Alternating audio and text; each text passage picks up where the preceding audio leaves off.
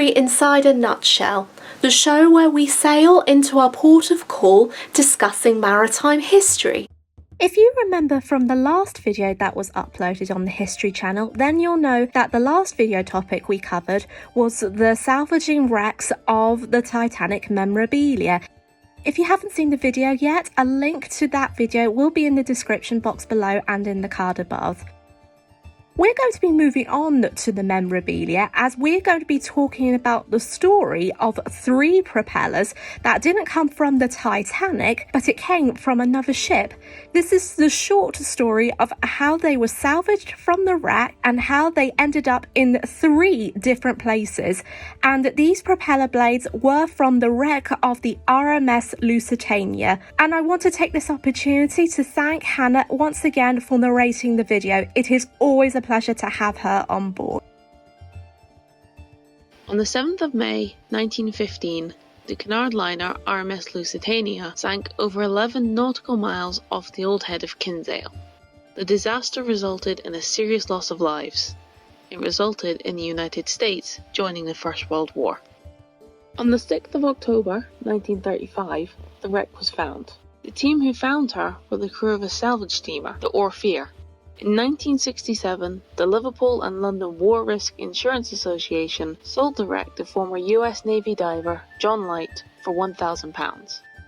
A year later, a co-owner of the Lusitania was named, Greg Bemis, though he became the sole owner in 1982, and this is where it went downhill. In the same year, various items were recovered from the wreck site and brought ashore in the UK. This included the Lusitania's 3 propellers. When the Lusitania was built, the Cunard Line wanted to focus on speed, since they were in a rivalry between themselves and the German shipping companies. However, the British government authorised a loan of £2.6 million to pay for the Lusitania's construction and agreed to pay Cunard an additional £68,000 for the ship to carry mail and an annual subsidiary of £150,000. However, part of the agreement was that the British could use the ship as an auxiliary cruiser in the event of war. The construction of the Lusitania began in 1904 and lasted until its launch in 1906.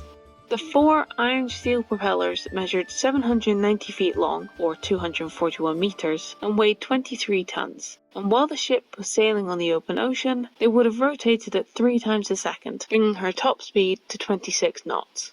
Interestingly, the ship was supposed to have 3 blades, but she went for a refit in 1909 to add an extra 4th blade. She became the first ocean liner to be propelled by quadruple screws and the first over 700 feet liner powered by turbine engines. When the 3 propellers were salvaged from the wreck by Oceaneering International Services, the condition of the propellers had seen better days. However, Greg Bemis seemed interested in auctioning the propellers, like other recovered items. Despite legal action and with Bemis going to court on 3 separate occasions, the salvaging continued. The story of the 3 propellers are interesting, but one has sadly been lost to history. This propeller had reportedly been melted down to make sets of commemorative golf clubs. The story goes that during the 1980s, it was purchased anonymously and brought into the hands of Scottish golf manufacturer John Letters.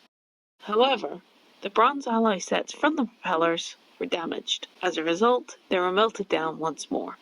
Although there have been no records of them since the website and auction houses have shown a set of Lusitania Legacy golf clubs, whether they are or aren't the golf clubs, it's hard to say. Another propeller was bought by a Saudi oil magnate before it made many journeys into the United States. First to the Military Vehicle Technology Foundation in California and the Hilton Atoll in Texas. This one can be seen in the Hotel Sculpture Garden. The final one was purchased in 1989 by the Merseyside Maritime Museum. However, with the unfortunate situation of one propeller, there are chances that more items would have had a similar fate. The wreck of the Lusitania has fascinated researchers and salvage hunters, but as every diver knows, diving down to a wreck could be dangerous. There have been attempts to protect the Lusitania from the 80s, but because under British law, in which the Crown has no right to protect wrecks outside British waters, and there was no government money available to support any research, the Lusitania was in danger of being salvaged. Then, in 1994, following another salvage attempt, Ireland placed a Heritage Protection Order on the wreck. This means that the wreck has been safeguarded to retain the Lusitania from damage that was done. The future of the Lusitania is unknown, but it is a relief to know that she is now safe from any salvage attempts. If you enjoyed this episode, please like and subscribe for future videos. Until next time, this has been History Inside a Nutshell, departing from the docks.